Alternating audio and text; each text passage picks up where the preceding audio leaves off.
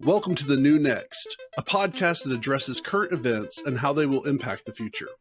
Co-hosted by the inquisitive public speaking champion, Mike McVeigh, and energy, economics, and technology expert, Matt Jensen. Join us as we explore all things energy, economic, tech, and political, and how they will affect our future. Podcasts typically grow by word of mouth. If you know anyone who would enjoy this content, sharing this in a message or by posting on social media would mean the world to us. Thanks for listening, and let's get started. And that was one thing I wanted to definitely bring up, that, you know, when I had the pleasure of joining this podcast, the thing that became hot immediately was Russia and Ukraine. And there's been so many things that have gone on in the past 4 months. Yeah. But Russia and Ukraine are still going on. It's still out there. And it's almost like we collectively and I get it, we don't like war, and we don't like war that we don't that we as a country don't feel like we have a dog in the fight. Yeah. Whether we do or don't is a whole other discussion. But all the things that were bad about it in March are still going on now. Yeah. And this is affecting all the things that we're talking about on this podcast. Even if you're on Russia's side or you're on Ukraine's side, that conflict, that war, that police action, whatever you want to call it, it is directly affecting a lot of things that are going on underneath. And I know it's not a fun thing to talk about. And I keep on wondering every time I get reminded about it. And I have things that remind me at least daily. Yeah. But the time that I forget about it, I'm like, are we being like Neville Chamberlain in, the early 30s and mid 30s, of where we're just completely like, oh, no, this isn't that bad. We're making too big of a deal of it. We need to just concentrate on our own countries and stuff.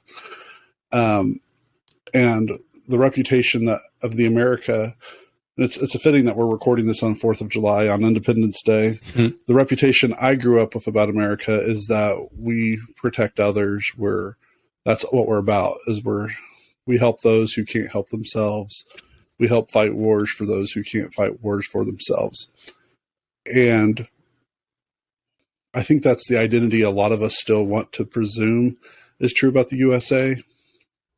But I don't know how accurate or how willing we actually are to get involved in those conflicts based on not just on Congress and not just on the people at top. I don't know how many people at the bottom really want us involved in Ukraine. I think the counterpoint to that is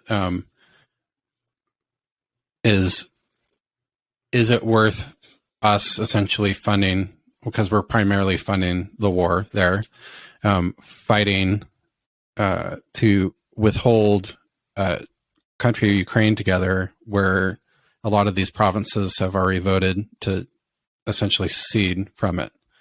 Mm-hmm. So it's kind of it's kind of a weird thing in that aspect. And then you also, like, obviously, you wish that Ukraine could be a country together and everything could be happy. But the position of the Russian government was supporting these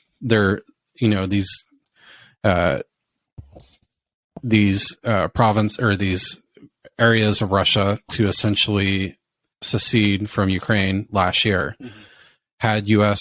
gone along with that and let them do that without intervention, which I think the fact that we're even involved in it goes to show how much we have to affect the internal politics of Ukraine too. But then there wouldn't be all this war and bloodshed. And that's not an ideal scenario.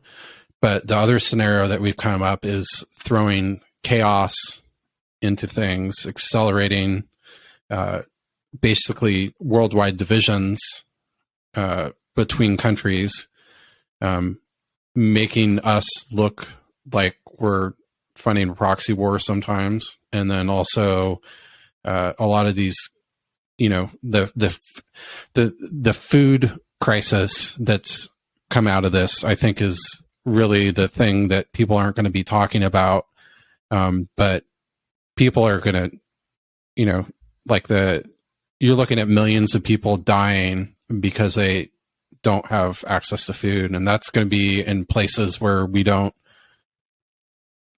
care about, or like our media doesn't really care about poor places in Africa, Asia, where people are the poorest people in the world.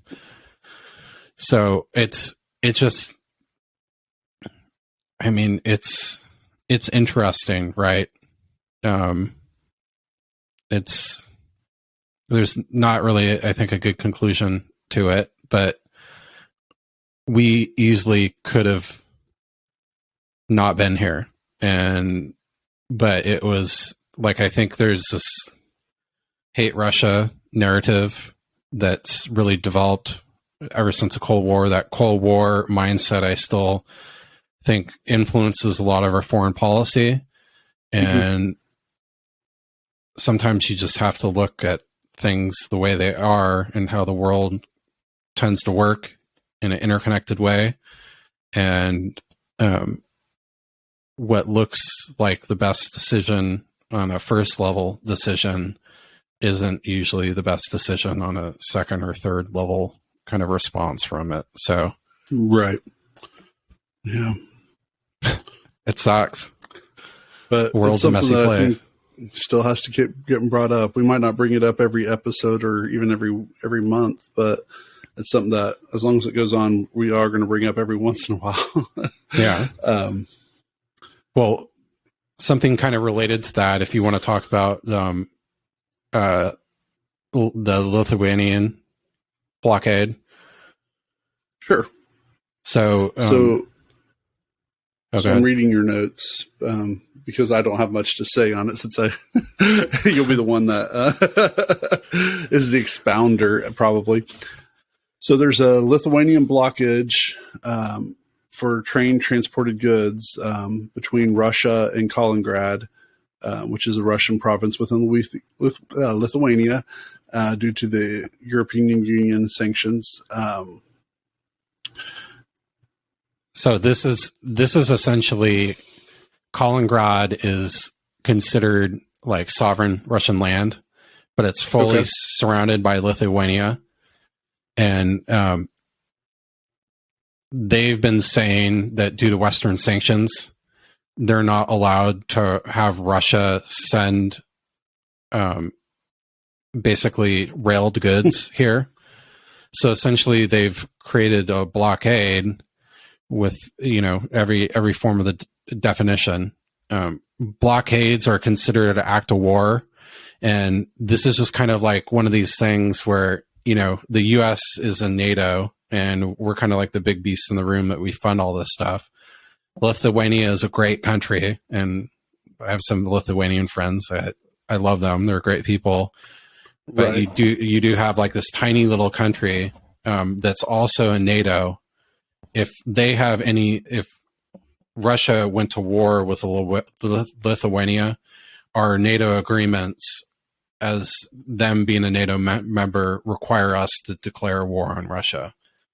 So there's these little tipping points that seem unreasonable, that are kind of the trigger points that could send you into world war. And I think that there's a lot of so we talked about Archduke Franz Ferdinand a while back, and I actually read a little bit after that.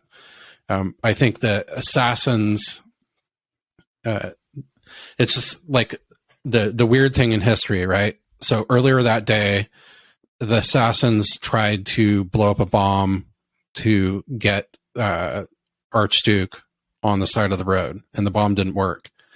So one of the guys that had traveled to the city to essentially kill him decided to stop and get a sandwich at a place and hang out. And while he was hanging out there, he saw the Archduke that took a different route than he was supposed to, their car or whatever. And they just happened to be there, and he happened to have another chance. So he pulled out a gun and killed him.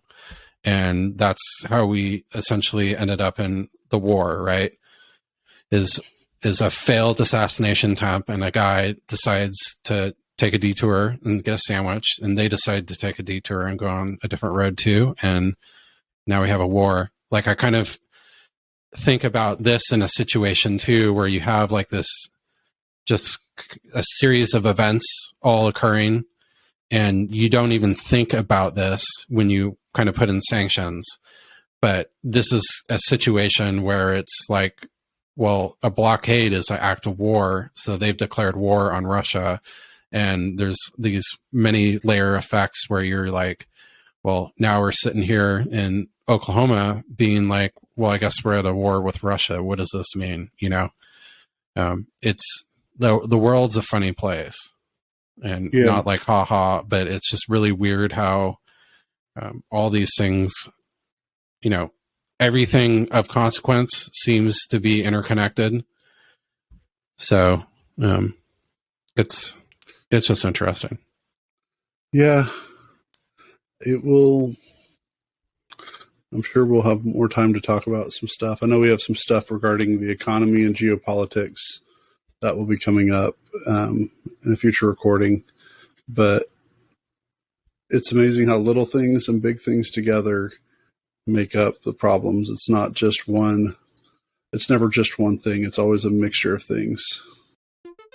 If you would like to learn more about the New Next podcast, find us at thenewnextpodcast.com, where you can suggest a topic you would like for us to cover. If you enjoyed what you heard, share the podcast, tell a friend about it, or rate us with 5 stars.